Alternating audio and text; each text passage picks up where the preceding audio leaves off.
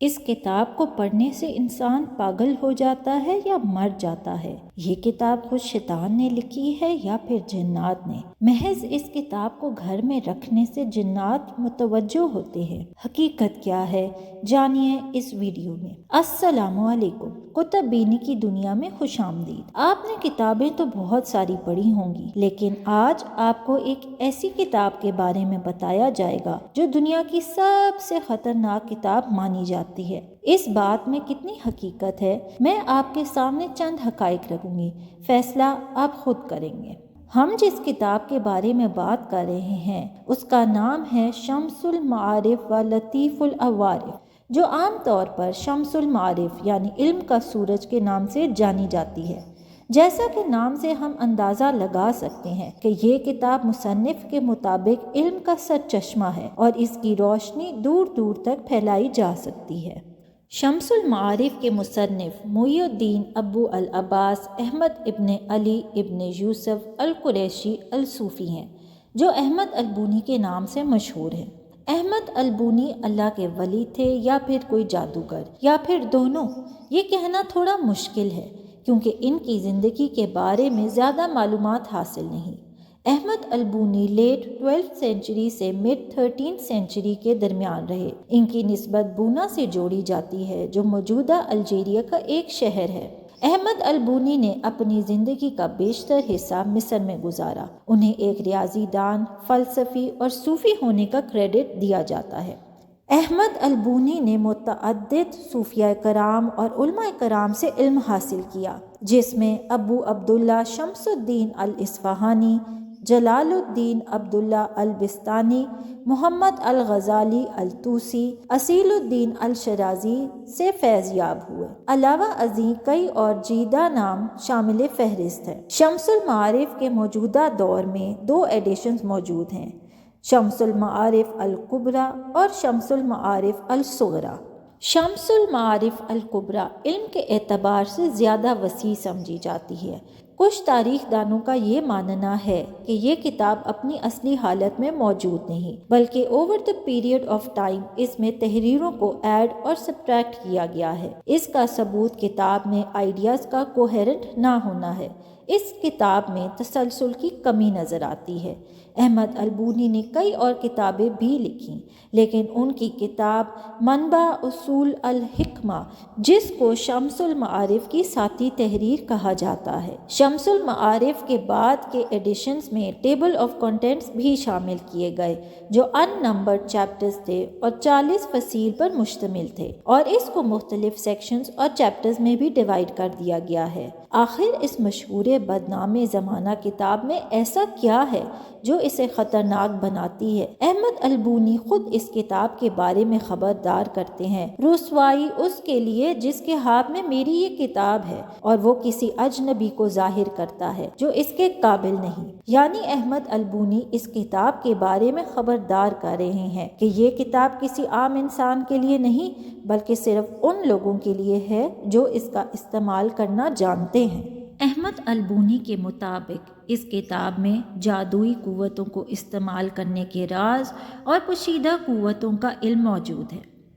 شمس المعارف روحانی کائنات اور مختلف علوم کا ملاپ ہے۔ اگر اس کتاب کو ڈیپلی اسٹڈی کیا جائے تو اس میں ایسٹرولوجی، علم نجوم، ایسٹرونومی، فلکیات، نیومرولوجی، شماریات، ٹلسمین اینڈ ٹلسمیٹک سسٹمز، تعویذ اور تعویذ بنانے کے طریقے، سمننگ جنس، جنات کو قابو کرنے کے طریقے، ایگزورسزم، جنات نکالنے کے طریقے، اسٹڈی آف ڈیوائن نیمز، علم السمیہ، اسپریچویلٹی، روحانیت، ہیومورلزم، نظریہ خلقت، ہیومن سول، انسانی روح، یہ سب ایک پیچیدہ نظام میں ایک دوسرے سے جڑے نظر آتے ہیں جو کہ ہر چیز کو باقی چیزوں سے جوڑتی ہے۔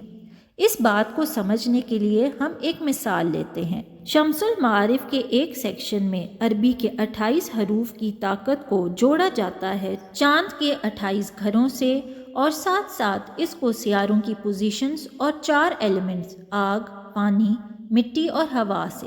اس کے علاوہ ان چیزوں کو جوڑا جاتا ہے اسماء حسنہ سے اور پھر انکارپوریٹ کیا جاتا ہے تعویذ میں صحیح وقت پر، جس کے ذریعے طاقتیں حاصل کی جا سکتی ہیں۔ یہ بالکل اسی طرح ہے جس طرح سائنس میں مختلف ایلیمنٹس اینڈ کمپاؤنڈز کو ملا کر ایک زبردست کیمیکل ری ایکشن کر دیا جائے، جس کے نتیجے میں بہت ساری انرجی حاصل ہو جو چیزوں کو پھر حاصل کرنے میں مدد دے۔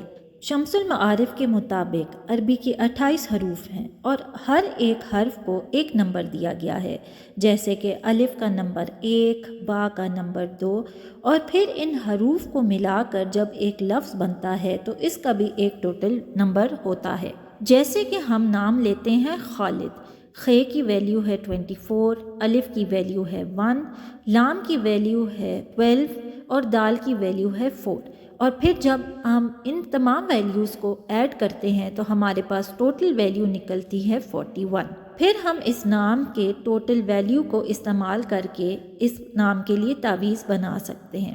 اب اسی طرح اگر ہم نے سیارہ جوپیٹر کی پاورز کو حاصل کرنا ہو، جس کی پروٹیکٹیو اور اچھی قسمت ہونے کی کوالٹی ہے، اور جو شخص اس کے بنے ہوئے تعویذ کو اپنے پاس رکھے گا تو نہ کہ صرف اس کی حفاظت ہو سکے گی بلکہ اس کے اوپر گڈ لک بھی آئے گی۔ اور اس کے لیے پھر ہم ایک میجک اسکوائر بناتے ہیں۔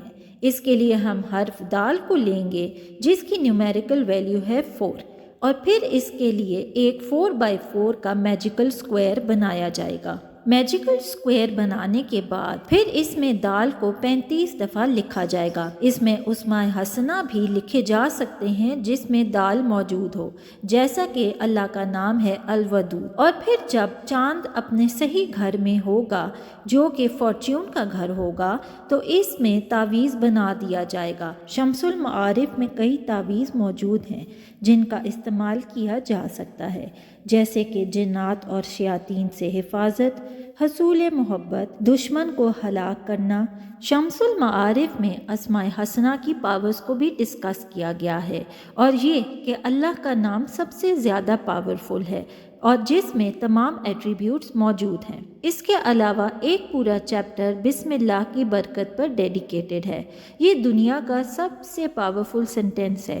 اس میں اللہ کے 3 نام موجود ہیں، اللہ، الرحمن، الرحیم۔ شمس المعارف میں یہ روایت موجود ہے کہ تمام حقائق قرآن میں موجود ہیں، اور سارا قرآن سورہ فاتحہ میں، اور ساری سورہ فاتحہ پہلے جملے یعنی بسم اللہ الرحمن الرحیم میں، اور پھر ساری بسم اللہ پہلے حرف با میں موجود ہے، اور با کے نیچے موجود نقطے میں۔ کتاب شمس المعارف میں بہت انفارمیشن موجود ہے، اور اسے ہم انسائکلوپیڈیا آف اسلامک آکلٹ سائنس بھی کہہ سکتے ہیں۔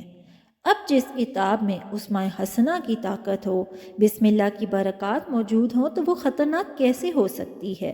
ہاں، انسان کی نیت اور اس کا استعمال اسے خطرناک ضرور بناتا ہے۔ اگر ہم تعویذ بنانے کا ہی دیکھ لیں کہ اگر ہم اسماء حسنہ کے ناموں کی طاقت کی جگہ ہم شیطانی نام لکھ دیں گے تو کیا ہوگا؟ یا پھر ہم اللہ تعالیٰ کی بجائے شیاطین اور شیاطین جن سے حفاظت اور طاقت مانگیں گے تو کیا ہوگا؟ جب ہم تعویذ لوگوں کو تباہ و برباد کرنے اور اپنی انا اور حسد کی تسکین کے لیے استعمال کریں گے تو کیا ہوگا؟ اگر ہم برائی کی مدد لیں گے تو ریزلٹس کیا نکلیں گے؟ غرض انسان کی نیت اور اس کے استعمال پر ہی سب کچھ ڈپینڈ کرتا ہے۔ فیصلہ آپ خود کریں گے۔ اس کتاب کے بارے میں آپ کی کیا رائے ہے؟ کمنٹس میں ضرور بتائیے گا۔